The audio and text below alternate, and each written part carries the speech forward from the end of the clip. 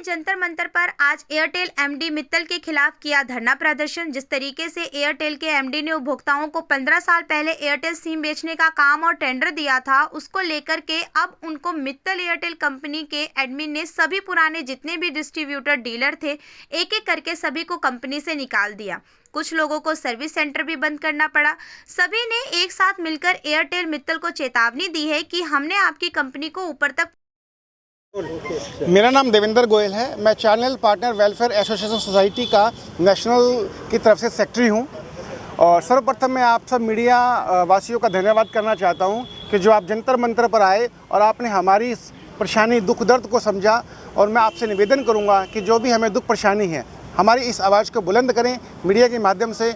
और जो हमारी एयरटेल को लेकर परेशानियाँ हैं, उन परेशानियों को आप एयरटेल के मालिक और एयरटेल के उच्च स्तर के अधिकारियों तक पहुंचाएं। आप सबका यहाँ आने पर बहुत बहुत धन्यवाद।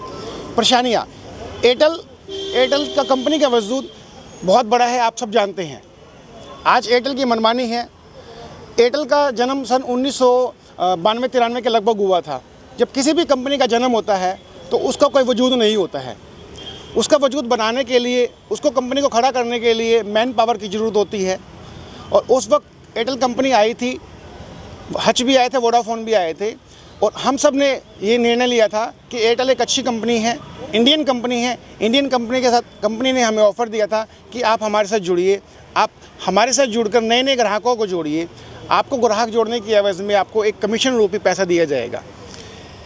कोई 20 साल से, कोई 15 साल से, कोई 18 साल से, या कोई कंपनी का जब से जन्म हुआ है, चैनल पार्टनर के रूप में हम लोगों ने सिक्योरिटी जमा कराई। कंपनी के मुताबिक हमने अपने स्टोर बनाए, लाल रंग की ब्लेंडिंग कराई, फ्लेक्स कराए। किसी ने 5 लाख रुपए लगाए, किसी ने 6 लाख रुपए लगाए। और कंपनी का साथ देकर आज कंपनी को नंबर 1 की पोजीशन पर लाके हमने खड़ा कर दिया है। तो क्या कारण है कि इस समय आकर के जो बंद किए जा रहे हैं, ऐसी क्या स्थिति आई जो इस समय स्टोर को बंद कर दिया जा रहा है? स्थितियाँ देखिए, कंपनी हमेशा से ही एयरटेल कंपनी प्रॉफिट में रही है। कंपनी क्या हुआ, बहुत कुछ एक क्वार्टर आ गया हो, वो डाउन में आ गई हो। डाउन आने का रीज़न उसका क्या है कि उसने अपने इंडिया का पैसा अफ्रीका में उन्होंने कंपनी स्टार्ट की थी एयरटेल की, वहाँ लगा दिया था। तो कोरोना काल तक भी, जब फर्स्ट कोरोना काल आया, सब लॉकडाउन था। एक टेलीकॉम कंपनी एक एसेंशियल सर्विस में आती थी। हमने, हमारे चैनल पार्टनर ने, हमारे एम्प्लॉयज़ ने जो हमने रखे हुए थे, कोरोना को पछाड़ते हुए कंपनी का साथ दिया। और एसेंशियल सर्विसेज के रूप में जिस तरीके से होटल, हॉस्पिटल्स ने, सबने कोरोना योद्धा के रूप में कार्य किया, एसेंशियल सर्विस के तरीके से हमने काम किया। कंपनी ने उसकी एवज में हमें कुछ नहीं दिया। चाहे वो हमारे स्टाफ की सैलरी हो, हमने स्वयं अपनी जेब से दी। चाहे वो ऑफिस का बिजली का बिल हो, हमने दिया। चाहे वो किराए के रूप में हमने दिया है। अब क्या समय आ गया है, कंपनी का बहुत बड़ा बढ़ाव आ गया है, क्योंकि आइडिया और वोडा बंद होने की कगार पे हैं। बहुत कम स्थितियाँ उनकी आ गई हैं। आपने फ्रेंचाइज ली थी, उस समय एक एग्रीमेंट होया होगा कि जो सिक्योरिटी जमा होती है वापस की दी जाएगी। उस वक्त कंपनी ने हमारे साथ एक एग्रीमेंट करती है कि लॉन्ग लाइफ आप हमारे साथ काम कीजिए। अगर आप में कोई कमियां नहीं पाई जाती हैं तो लॉन्ग लाइफ आप काम करते रहेंगे। हमने हर काम कंपनी के मुताबिक किया, चाहे वो कस्टमर की सर्विसेज हो, चाहे वो कस्टमर का नया कनेक्शन देना हो, चाहे वो कंपनी के हर रूल हमने फॉलो किए हैं। परंतु अब कुछ कंपनी के नए नुमाइंदे, उच्च स्तर के अधिकारी कंपनी में आ गए हैं। उनको लग रहा है कि अब कंपनी 500 करोड़ 700 करोड़ क्वार्टर में बेनिफिट दे रही है। कुछ आए हैं पास आउट, कोई भी what ever pass out company में आ गए हैं। और उन्होंने सुनील भारती मित्तल जो कंपनी के बहुत ही, उनकी सोच क्या रही है कि चैनल पार्टनर है तो मैं हूँ। सुनील भारती मित्तल जी की शुरू दिन से सोच है कि चैनल पार्टनर के द्वारा ही मैं यहाँ आज तक पहुँचा हूँ। चैनल पार्टनर मेरी एयरटेल कंपनी की रीढ़ की हड्डी है। परंतु जब किसी इंसान का समय बुरा हो तो उसकी आंखों पे पट्टी बन जाती है। उसी प्रकार से कंपनी के कुछ नुमाइंदे भारतीय एयरटेल के अंदर आए हैं। उन्होंने अपने सूझबूझ से, अपनी सोच समझ से, अपनी पढ़ाई के दम पे सुनील भारती मित्तल जी की आंखों पे पट्टी बांध दी है और उनको ये मिसगाइड कर दिया है। सर, जो आपके चैनल पार्टनर हैं ये किसी भी कार्य के लिए संपूर्ण नहीं है। आप इन सबको, चैनल पार्टनर को हटाइए, अब कंपनी काम देखेगी। मैं ये पूछना चाहता हूँ, जब कंपनी का कस्टमर का एक भी कस्टमर नहीं था, आज कंपनी के पास, एयरटेल के पास करोड़ों कस्टमर हैं, करोड़ों की तादाद में। कंपनी के, मैं किसी एक अधिकारी से पूछना चाहूँगा, किस अधिकारी ने जाकर मार्केट में कस्टमर को बनाया है? किस अधिकारी ने जाकर कस्टमर को समझाया है? किस अधिकारी ने जाकर उस कस्टमर की परेशानी को सुना है?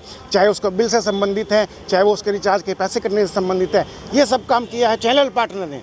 आज वो चैनल पार्टनर में से उस कंपनी के कुछ अधिकारियों को स्मेल आने लग गई है कि ये तो कुछ काम करते नहीं हैं। मुझे कोई भी कंपनी का अधिकारी आके जवाब दे दे कि हमने कस्टमर की दुख समझा है, उस चीज़ के लिए हम बैठे हैं। आज हम बैठे हैं 5000 स्टोर कंपनी के पूरे इंडिया के अंदर हैं। एक स्टोर पे कम से कम 4 एम्प्लॉय काम करते हैं। 20,000 परिवार को कंपनी लात मार रही है कुछ चुनिंदा उच्च अधिकारी के जैसा कि लोगों की बातों में आकर। जैसा कि आपने नाम पूछना चाहूँगा। मैं पंकज वाजपेयी हूँ, कानपुर उत्तर प्रदेश से। तो ये मैं आपको ये बताना चाहता हूँ इस प्रश्न का जवाब कि अभी 2 महीने पहले गवर्नमेंट की एक पॉलिसी आई है टेलीकॉम सेक्टर के लिए, जिसमें टेलीकॉम सेक्टर को बहुत ही बड़ी राहत दी गई है। और खुद सुनील भारती मित्तल जी के शब्दों में बता रहा हूँ कि उन्होंने इसको सेमिनल और गेम चेंजर पॉलिसी बताया है। और उन्होंने कहा है कि कंपनी को इससे करीब 40,000 करोड़ रुपए का फ़ायदा होने जा रहा है। तो इसलिए जो ये पैसा है गवर्नमेंट से इनको मिला है, अब ऐसे पैसे को वो इस तरीके से इस्तेमाल करना चाहते हैं कि अपने कंपनी के द्वारा जो स्थापित स्टोर्स हैं केवल उनसे बिजनेस लिया जाए और जो सैकड़ों जो दसियों सालों से इनके साथ में जुड़े हुए फ्रेंचाइजी स्टोर इनको ख़त्म कर दिया जाए। मतलब कुल मिलाकर के वो उस फायदे को अपने फ्रेंचाइजी स्टोर्स को नहीं देना चाहते हैं। अगर आपकी मांगें नहीं मानी गई, आगे स्टेप क्या रहेगा? सरकार से आपके क्या सहायता? देखिए सर, हम लोग डिपार्टमेंट ऑफ टेलीकम्युनिकेशन को भी ज्ञापन देने जा रहे हैं सभी लोग, और इसके पहले मेल वगैरह भी किया गया है, हालांकि वहाँ से अभी तक कोई जवाब नहीं आया है। और इसके अलावा कंपनी के बड़े अधिकारियों से भी कहा गया, अभी सब लोगों ने रिक्वेस्ट की है, उनसे विनती की है कि भाई ऐसा मत करिए। अगर ये नहीं मांगे मानते हैं तो फिर सुनील भारती मित्तल जी के घर के भी बाहर आंदोलन की तैयारी हो रही है अपने परिवारों सहित शांतिपूर्ण आंदोलन की। और अगर फिर भी नहीं मानते हैं तो फिर अंतिम विकल्प हमारे ख्याल से हम लोगों के पास में न्यायालय का ही बचता है फिर इसके बाद, जो कि हालांकि एक छोटे फ्रेंचाइजी के लिए अकेले संभव नहीं हो पाएगा। इसीलिए कंपनी एक साजिश ये भी कर रही है कि अलग अलग कंपनी अलग अलग नोटिस दे करके अलग अलग लोगों को बंद कर रही है। मान लीजिए एक ज़िले में 20 स्टोर हैं तो वो 10 को बंद कर रही है। आज एक बंद किया, फिर 15 दिन बाद बंद किया, फिर 15 दिन बाद किया, इस तरीके से साजिश करके बंद कर रही है। सबको एक साथ नोटिस भेज करके नहीं बंद कर रही है ताकि कोई बड़ा आंदोलन ना खड़ा हो जाए और कहीं इन कस्टमरों में कोई पैनिक ना फैल जाए, कंपनी की छवि ना अचानक से खराब हो जाए। तो हम कंपनी अपनी छवि की इस वजह से चिंता करते हुए एक साजिश इस प्रकार से कर रही है। लेकिन अगर ऐसा होता है तो फिर एक साथ सब लोग, फिर अंतिम विकल्प न्यायालय के सिवाय कोई नहीं बचता हम लोगों के पास में। बहुत सारे चैनल पार्टनर्स हैं जिन्होंने 3 महीने 4 महीने पहले काम शुरू करा था। हमारा सवाल ये है कि कंपनी ने अगर काम बंद ही करना था तो नए चैनल पार्टनर्स बनाए क्यों? जिनको कुछ चैनल पार्टनर ऐसे हैं जिनको जनवरी के अंदर इन्होंने ओपन करा और मार्च एंड में बोल रहे हैं कि जी अब ये पॉलिसी लागू हो रही है तो कि हम आप सबको बंद कर देंगे। ये हमने पूछा कि कैसे है, क्यों है सर, आप क्यों ऐसी पॉलिसी ला रहे हो? तो ये बोल रहे हैं कि जी ये नेशनल लेवल की पॉलिसी है, हाँ हमारे सर्कल ऑफिस से सेंट्रल ऑफिस से पॉलिसी आई है तो हम इसको एप्लीकेबल कर रहे हैं, ये हमारे हाथ में नहीं है। जब हम सेंट्रल ऑफिस में गए तो वो कहते जी देखो ये हम लोगों ने पहले से प्लान कर रखा था, हम पिछले 2 साल से प्लान कर रहे थे, अब इसको एप्लीकेबल कर रहे हैं। तो हम पूछना चाहते हैं अगर 2 साल से आप इसको प्लान कर रहे थे, हम तो चलो 20 साल से आपके साथ जुड़े हुए हैं, जो नए चैनल पार्टनर्स आपने जनवरी में या दिसंबर में बनाए हैं वो क्यों बनाए? अगर आपने बंद ही करने थे वो क्यों बनाए? उन बेचारों को, कुछ एक भाई ऐसे हैं जिन्होंने लोन लेकर 7-8 लाख रुपया इनके साथ इन्वेस्ट करा। तो आपकी जो सिक्योरिटी अमाउंट है वो वापस करने के कगार में नहीं है? सिक्योरिटी भी और जो अरे सर सिक्योरिटी नहीं होती, सिक्योरिटी तो एक छोटी सी अमाउंट होती है, इंफ्रास्ट्रक्चर वो सब पैसा हम लगाते हैं कंपनी के नॉर्म्स के हिसाब से। हमने सेंट्रल ऑफिस में बात भी करी, हम लोगों ने जो हमारे नेशनल हेड हैं, रिटेल हेड हैं या फिर बिजनेस हेड हैं, उनके साथ हम लोग पर्सनली हमने रिक्वेस्ट करी कि सर अगर आप कोई अच्छा मॉडल, आपको लगता है कि ये मॉडल अच्छा नहीं है, आप चेंज करना चाहते हो, हम आपके साथ हैं, हम और पैसा इन्वेस्ट करेंगे। किसी के पास अगर कोई 2 लाख आपने इन्वेस्ट करना है, 3 लाख इंफ्रास्ट्रक्चर के ऊपर हम इन्वेस्ट करते हैं, आप हमें साथ लेके चलो। नया मॉडल ला रहे हो आप, हमें नए मॉडल के अंदर भी साथ लेके चलो। तो उन्होंने कहा कि नहीं जी हम मॉडल तो नया ही लाएंगे बट आप लोगों की अब ज़रूरत नहीं है, अब आप लोग हमारे लिए बेकार हो चुके हो। बेस आपने बना दिया है, कंपनी को अच्छा खासा आपने शेयर मार्केट में उछाल ला के दे दिया है, अब आप लोगों की ज़रूरत नहीं है। अब हम जब कमाई का टाइम आ रहा है तो अब हम देख लेंगे जी, बस हमारी पॉकेट में जाएगा, आप लोगों की नहीं जाएगा। हमने कहा कि नहीं सर हम आंदोलन करेंगे, तो कहते कि आप आंदोलन करोगे हम लोग आपके ऊपर फेक केसेस करवाएंगे, आपको टर्मिनेट कर देंगे, किसी और कंपनी के साथ बात करने के लायक भी नहीं छोड़ेंगे। काम तो बहुत दूर की बात है।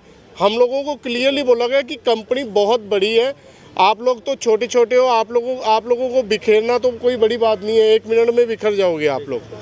यही है कि हम लोग यही कहते हैं कि ये पॉलिसी वापस लो, ये किलिंग पॉलिसी है। 25 से 30 हज़ार परिवार सड़कों पर आ जाएंगे, हमारे पास और काम करने की क्षमता नहीं है, हम पैसा इसमें इन्वेस्ट कर चुके हैं, टाइम इसमें इन्वेस्ट कर चुके हैं। हम सिर्फ यही कहते हैं कि आप ये पॉलिसी वापस लो, जो सर्विसेज आपको लगता है कि कुछ और बेटर करना है, हम लोग आप लोगों के साथ हैं, हमें साथ लेके तो चलो।